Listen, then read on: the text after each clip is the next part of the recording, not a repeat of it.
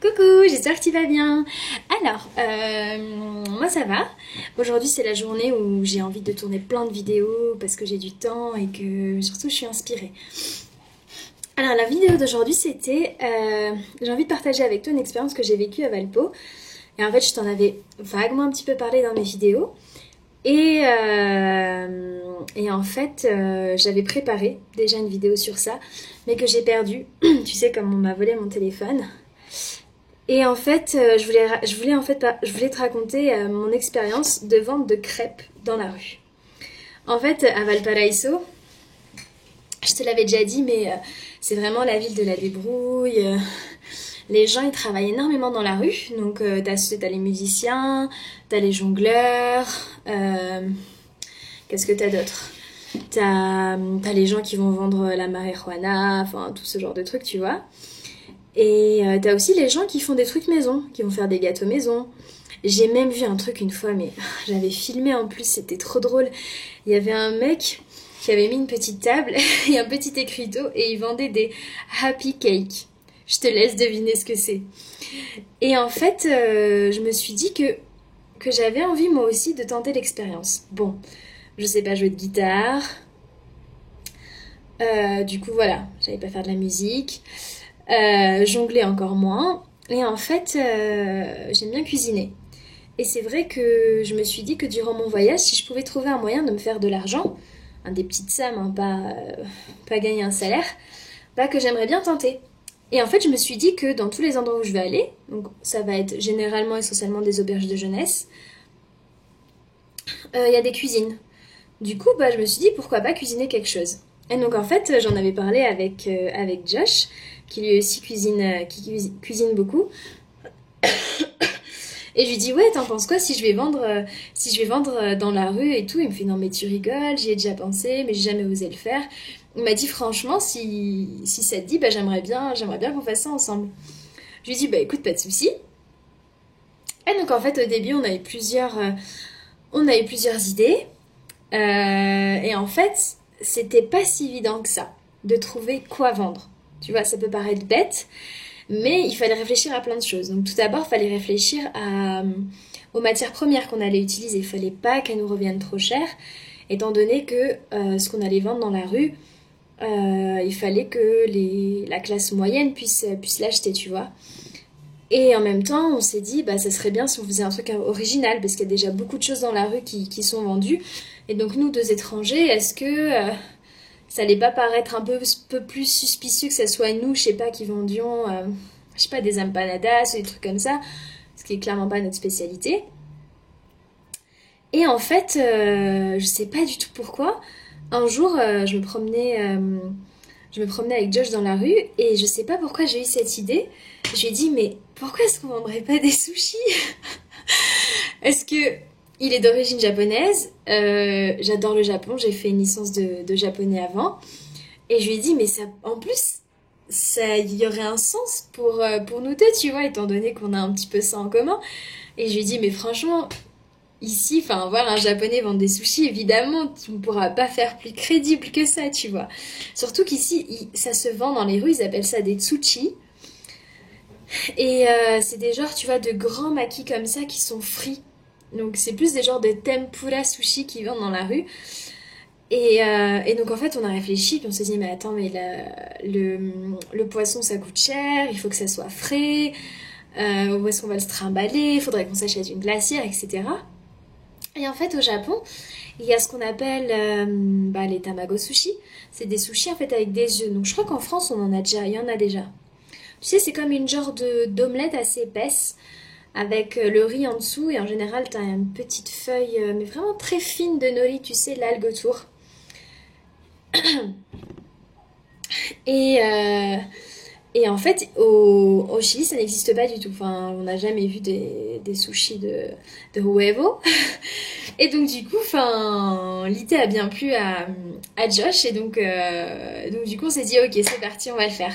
Donc tout d'abord il a fait un comment dire tu sais là sur Mac il y a un logiciel, comment il s'appelle, Numbers, voilà. Et du coup, tu vois, il a fait tout un graphique avec tous les prix des, bah, par exemple, du riz, des œufs, de la sauce soja, etc. De tous les ingrédients. Désolée, je perds mes mots. Et il a fait un graphique en disant, enfin voilà, il faudrait qu'on en vende tant à tel prix pour pouvoir commencer à faire un tel bénéfice. Enfin vraiment, le gars, s'est mis, enfin il a vraiment fait un truc vachement professionnel, mais bon, d'un côté, il bosse dans les finances, tu vois, ça m'a bien fait rire. Et voilà, et donc ensuite, bah, on allait acheter les produits qu'il fallait, on a commencé à les faire. Et en fait, l'idée que j'ai eue, c'était assez rigolo, c'est que je me suis dit, on va vendre, parce quand tu les vends, tu peux pas genre donner le sushi comme ça à la personne. Il faut que tu aies un contenant. Du coup, on a créé des boîtes en origami. Du coup, je me suis amusée à faire, au début, on a fait combien? Genre 30 sushis. Je me suis amusée à faire 30 boîtes de sushis en origami pour pouvoir les vendre dans la rue. Alors là, je pense que plus original que ça, tu meurs. Enfin, sans me lancer des fleurs, franchement. C'était trop drôle à faire. Donc voilà, avec plein d'entrain et tout machin, on fait nos sushis. Et en fait, on avait déjà vendu presque la moitié dans l'auberge. Parce que les gens nous regardaient faire et ça les intriguait. Et du coup, ils voulaient nous aider. Donc du coup, on avait déjà pas mal vendu dans l'auberge. Après, on est parti dehors et on s'est posé à 3 différents endroits dans Valparaiso. Et franchement, ça a plus ou moins marché. En fait, les gens étaient intrigués parce que du coup, j'avais écrit un écriteau en japonais. Et en dessous, sushi de huevo, donc sushi d'œuf en gros, si je dois traduire ça en espagnol. Et donc les gens étaient là, ah, qu'est-ce que c'est ça, sushi de huevo? Oh, es nuevo, nanana, ils connaissaient pas trop. Et voilà, et donc du coup, franchement, on avait vendu pratiquement les 2 tiers de ce qu'on avait fait. Donc on était contents. On s'est rentré dans nos frais, on s'est fait un petit bénéfice, voilà. Mais le truc, c'est que on a fait ça qu'une fois, parce que pour faire l'omelette japonaise, ça prend énormément de temps. Désolée, décidément, j'ai beaucoup d'amis aujourd'hui. Hop, on va éteindre. D'ailleurs, c'est Josh qui vient de m'envoyer un message, c'est trop rigolo. Et voilà, enfin, on a vite arrêté parce que je te disais pour faire le gâteau. En fait, c'est plus un genre de gâteau. Omelette qui, tu vois, ça se fait au four et tout, et ça prend énormément de temps à faire, à former les sushis.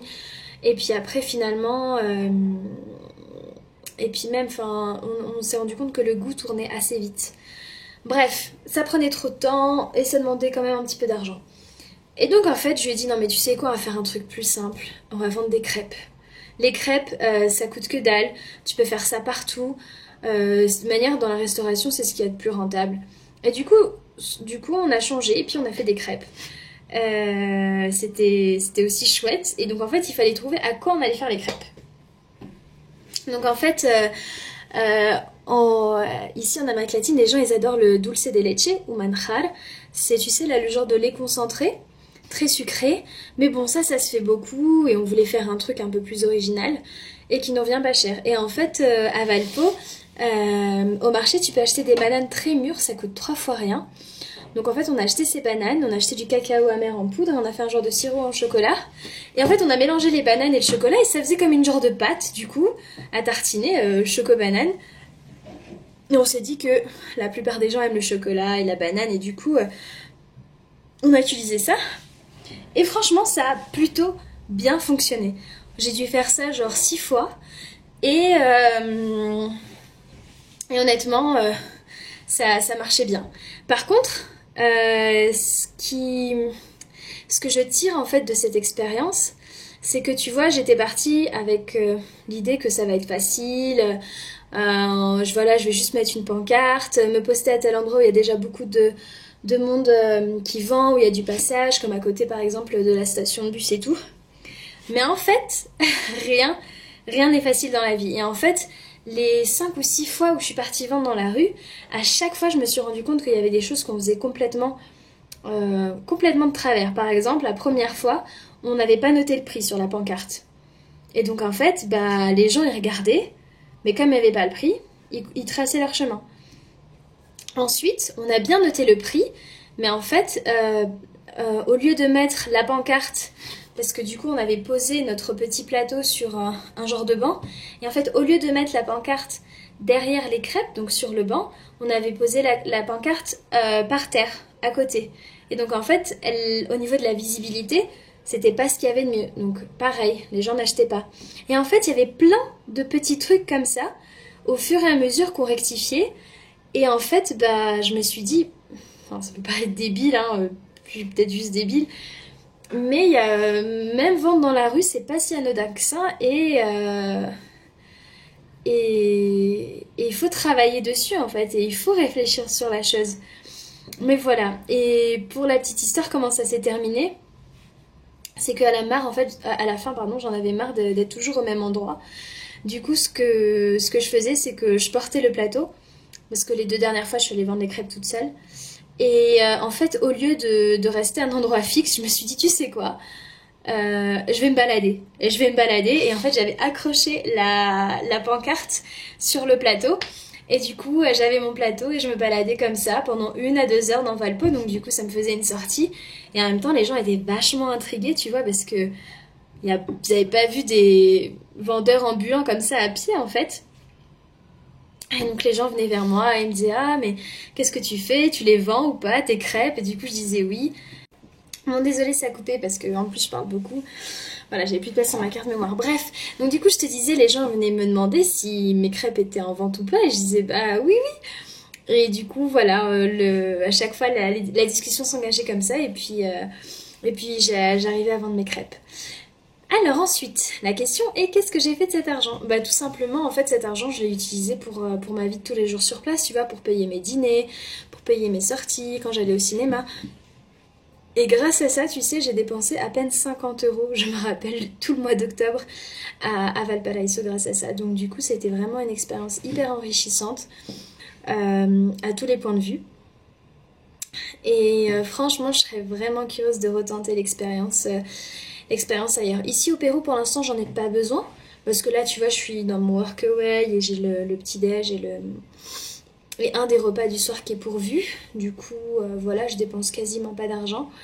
Mais pour les prochains voyages, peut-être quand je serai en Colombie ou au Brésil, pourquoi pas faire ça. Mais la prochaine fois, j'aimerais bien faire ça dans un endroit autre que la rue. Enfin, genre à la plage ou quelque chose comme ça, tu vois, ça pourrait être rigolo. Voilà, j'espère que cette petite enfin que ce retour t'aura plu.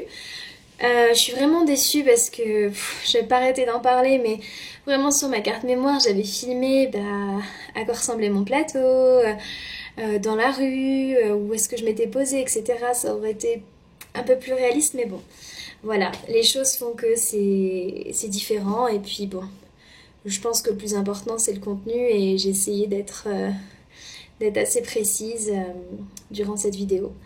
Voilà, je te fais plein de bisous, prends soin de toi et puis je te dis à très vite, ciao!